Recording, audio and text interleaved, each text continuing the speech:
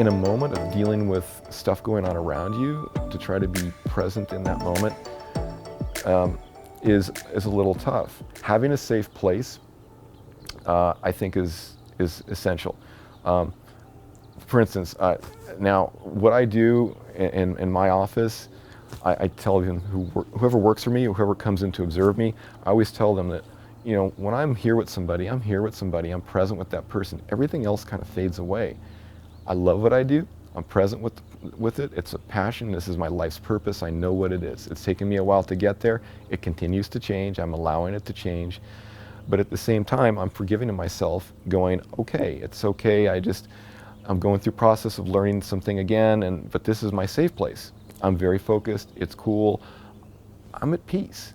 And so with an athlete, I think something similar can apply. It's like having a safe place. What is that safe place? I mean, is it meditation? Is it doing your sport and you're feeling good? You know, we mentioned gamification, and gamifying it, as you're mentioning, kind of turns on the flow. It turns on the sea wave idea. It's like you're in the moment. You're present with it. It massages your brain. It makes you feel better. Sometimes sports are that. In sports, it's a big part for kids. I would tell you, I think that's awesome, and keep doing it. But I also tell you, you know what? Maybe explore some other things as far as the source of that feeling. Maybe it's doing something normal, like going to the movies with your friends, or, you know, hanging out with your friends, going to a dinner, sitting outside, talking to your parents, you know, and not maybe sharing more at the dinner tables what's going on with your life. You know, be present more. Apply what you're doing with that passion of yours, of that focus in volleyball or soccer, whatever it is, and apply it to something else. I'd like to mention one thing here, and that is one of my current patients is a high school swimmer, and it's a big part of his life. I know it is. We've actually talked about it. He's very present. I appreciate him greatly as a human being. I know that he's going to just evolve. Like, I wish I had that presence, because he was unable to swim. I mean, with COVID this last year, it's affected everybody. He's been out of his element. And then on top of that, as he started back a little bit, he had some nagging shoulder problem. It just got worse, and then it's kind of disabling him a bit. Pulled him away from swimming. He's disconnected from what has created his peace. Now, I didn't initially know that. I didn't have a discussion when he came in. Maybe this is something I actually do need to do better with my initial evaluation with parents and kids, is checking in with this and see how he's feeling in life. I'm not sure how to word that, but I will. But I found out maybe 2-3 times into it, it's like, you know, you're taking this away from him, and that's his fix. Like, it's grounding him. And now it's like he's acting out. He'll even say it. And his mom would say it. It's like, now he's not doing what he wants to do. He's upset. And it's like all these other things that are an issue are heavier now, because he's not doing what he loves to do. He's feeling this weight. So what I try to do with patients as far as awareness goes is like, okay, if this is where it is, like with him, I said, I know you can't swim. You need some place to take this out. You need to exert yourself, to get yourself in this zone again, to feel better. And I said, I try to find safe places for people to do things. If you can't run, bike. If that's what the issue is, do something else where you can get that. I know what the feeling is. I do it. I understand what physicality does. So I was able to coach him a little bit, and I think he's going to do, we started with some stand-up paddling. I think he can do that without hurting the shoulder. We're kind of there again. Swimming's still been an issue.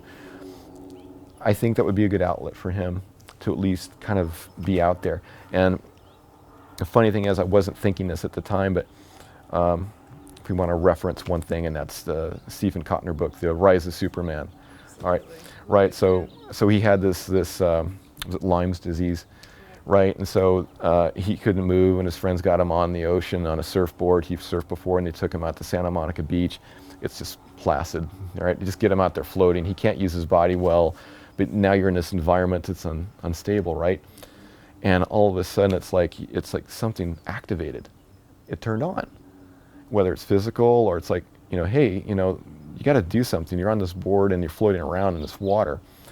So he did that a few times, and eventually he started actually moving his arms. This the Lyme disease was physically disabling him.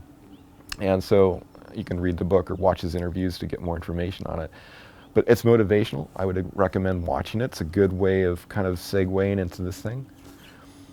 But anyway, they progressed, and finally he was out there paddling and eventually surfing. And then they actually finally did research on what this person was experiencing, and he's lecturing on this stuff now.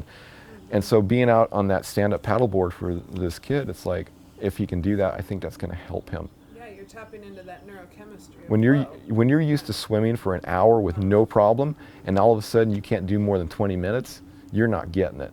You're not getting that safe place, that feeling, the flow, and now life's a little bit crazy. But I also think it's a good time for some introspection at that point, where as a parent, and this is hard, I think if you can, it doesn't have to be deep, but somehow kind of addressing some of this feeling, what the sport does for your kid at this point in time. If it's not doing it for you, if you're not able to get it from the sport, what can you do to get that? And being present with your mind and body, and I think meditation's a great way of doing it. And you don't have to do the lotus position and Om, but if you want to do that, all the power to you. But it could be simple. Sometimes meditation is even just doing something entirely different. Do some yard work, do some yard work with your family, do something entirely different. It'll massage your mind. And if you can massage your mind, all of a sudden, this block that's there, all of a sudden it lets go, and you can think more clearly and what this sport means to you. And there's not as much pressure on yourself to perform. And once you forgive yourself, it's like all of a sudden you can feel better, and now you've let go of this thing that it's loaded you and carrying this cross that you're bearing to do the sport and perform well and win. That freedom in itself, I think, can allow you to become a better person, a better athlete. You'll evolve. Yes. I wish I could say that I was 100% all there, and I don't think I'll ever be, but I'm just letting everybody know it's like I'm struggling with it. I'll struggle with it on a day-to-day basis. But the fact is, I know I'm struggling with it, so my awareness is there. It's like my awareness of my brain and what I'm doing in my mind is the same as my body. I know I'm checking with my body. I'm trying to be better about checking in with my brain. And I have to say that, all the stuff that life has to bring, the good and the bad, of course, it's all wonderful. I mean, it is life.